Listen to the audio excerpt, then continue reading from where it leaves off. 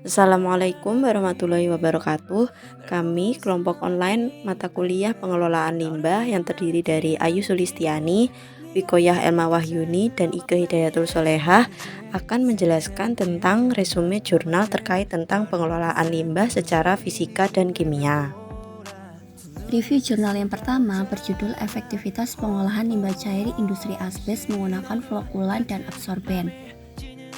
Industri asbes dalam prosesnya membutuhkan air untuk membentuk sluri untuk campuran bahan, tetapi pada saat proses percetakan, air tersebut harus dikeluarkan sehingga menjadi air limbah. Pada proses pengolahan limbah secara kimia, yang umum digunakan adalah proses koagulasi dan flokulasi serta absorpsi. Koagulasi bertujuan untuk membentuk gumpalan-gumpalan yang lebih besar dengan penambahan bahan-bahan kimia misalnya Al2SO4, Fe2Cl3, Fe2SO4, PaC, dan sebagainya. Flokulasi adalah proses penggabungan inti flok sehingga menjadi flok yang berukuran lebih besar. Proses flokulasi hanya dapat berlangsung bila ada pengadukan. Pengadukan pada proses flokulasi merupakan pemberian energi agar terjadi tumbukan antar partikel tersuspensi dan koloid agar terbentuk gumpalan atau flok sehingga dapat dipisahkan melalui proses pengendapan dan penyaringan. Proses absorpsi adalah peristiwa penyerapan pada permukaan suatu absorben. Misalnya, absorpsi zat padat terhadap gas atau zat cair.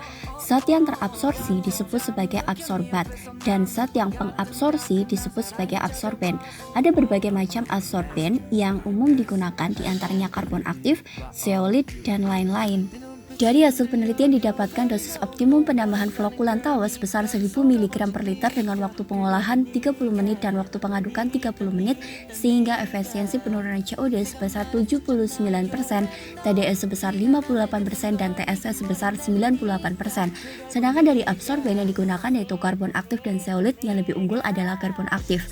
Dari penelitian didapatkan juga bahwa dosis optimum tawas adalah 150 gram per liter dengan waktu pengolahan selama 1 jam sehingga efisiensi penurunan COD sebesar 80%, TDS sebesar 65% dan TSS sebesar 99%. Apabila dibandingkan dari segi biaya pengolahan, maka pengolahan limbah menggunakan tawas lebih unggul daripada menggunakan karbon aktif dengan biaya pengolahan tawas sebesar Rp102.685 per liter limbah cair industri asbes. Selanjutnya yaitu tentang pengelolaan limbah cair laboratorium dengan adsorpsi dan pretreatment, neutralisasi, dan koagulasi. Penggunaan bahan-bahan kimia dalam kegiatan praktikum atau penelitian di dalam laboratorium akan menghasilkan limbah. Limbah laboratorium dapat berasal dari bahan baku yang telah kadaluarsa, bahan habis pakai, produk proses di laboratorium, produk upaya penanganan limbah, sisa bahan kimia yang selesai digunakan, air bekas cucian peralatan, dan sisa sampel yang diuji. Karakteristik limbah cair laboratorium Teknik Lingkungan Universitas PGRI Abdi Buana (Unipa) Surabaya adalah sebagai berikut. Ag sama dengan 0,94 ppm, Cr sama dengan 1,22 ppm, total dissolved solids (TDS 22.400 ppm dan pH sama dengan 0,4. Limbah cair laboratorium Teknik Lingkungan Unipa Surabaya belum memenuhi baku mutu Peraturan Menteri Lingkungan Hidup Nomor 5 Tahun 2014 sehingga perlu diolah supaya tidak mencemari lingkungan.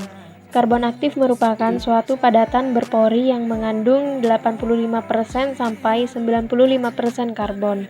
Dihasilkan dari bahan-bahan yang mengandung karbon dengan pemanasan pada suhu tinggi.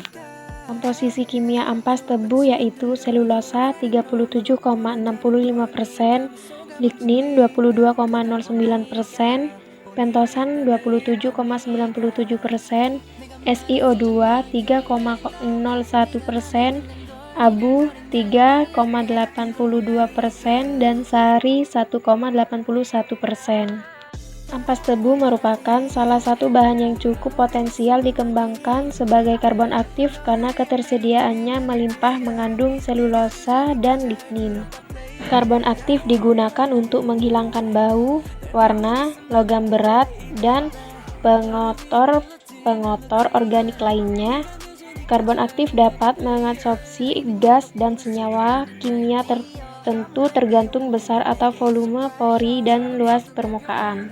Pengolahan air limbah dengan menggunakan koagulan polialum klorida dengan dosis 225 mg per liter mempunyai kemampuan lebih baik dibandingkan alum sulfat dalam menurunkan parameter COD, TDS, dan kandungan Fe dalam air limbah Laboratorium Kesehatan Universitas Dianuswantoro Semarang. Yang ketiga, pengolahan limbah cair minyak bumi pada Job Pertamina Medco E dan Petomori Sulawesi, Kabupaten Morowali Utara, Provinsi Sulawesi Tengah. Job Pertamina Medco E dan Petomori Sulawesi Tengah merupakan perusahaan pemerintah yang bergerak di bidang eksplorasi dan eksploitasi minyak bumi dan menghasilkan produk berupa minyak mentah yang selanjutnya akan dipasarkan ke beberapa negara untuk dapat diolah lebih lanjut. Produksi minyak mentah tersebut menghasilkan 3 macam limbah, yaitu limbah cair yang berupa air dan fluida berminyak, limbah padat, serta limbah gas. Limbah cair tersebut diolah secara kimia dengan WWTP atau Wastewater Treatment Plant Portable dengan sistem DAF atau Dissolved Air Flotation. Proses pengolahan limbah cair menggunakan WWTP Portable dengan sistem DAF memiliki konsep untuk menghilangkan materi tersuspensi seperti minyak, lemak, gemuk, atau bahkan padatan. Sedangkan sistem DAF memanfaatkan udara yang dilarutkan ke dalam air limbah di bawah tekanan, kemudian udara dilepaskan pada tekanan atmosfer dalam tangki flotasi. Proses pengolahan limbah cair ini secara berurutan dimulai dari kepala sumur atau wellhead, pipa salur atau flow line, sambungan, manifold, separator, pembakaran atau flare, skimming pit 1, tabung mixing, filter tank, dan skimming pit 2. Proses pengolahannya mencakup koagulasi dan flokulasi.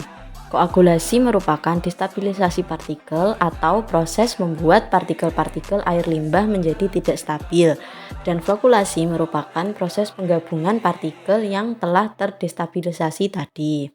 Bahan kimia yang bervalensi 3 atau trivalen 10 kali lebih efektif dibandingkan dengan bahan kimia yang bervalensi 2 atau divalen.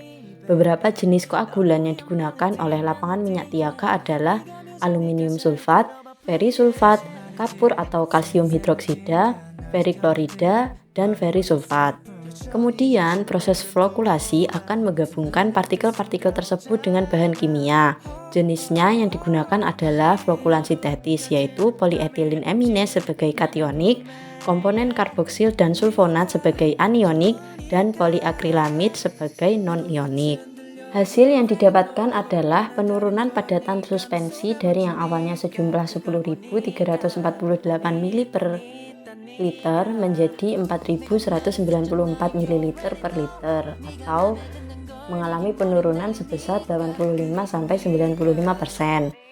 Penurunan kadar COD dari yang awalnya sejumlah 300 ml per liter menjadi 160 ml per liter atau sebesar 50-70%, dan penurunan BOD yang awalnya sebesar 100 ml per liter menjadi 80 ml per liter atau sebesar 50-70%. Kesimpulannya adalah proses pengolahan limbah secara kimia menggunakan WWTP Portable dengan sistem DAF berdampak signifikan untuk menurunkan jumlah padatan tersuspensi, kadar BOD, dan juga kadar COD sehingga saat dibuang ke lingkungan tidak akan berdampak buruk bagi ekosistem lingkungan tersebut. Sekian presentasi dari kelompok kami, semoga bisa bermanfaat. Wassalamualaikum warahmatullahi wabarakatuh.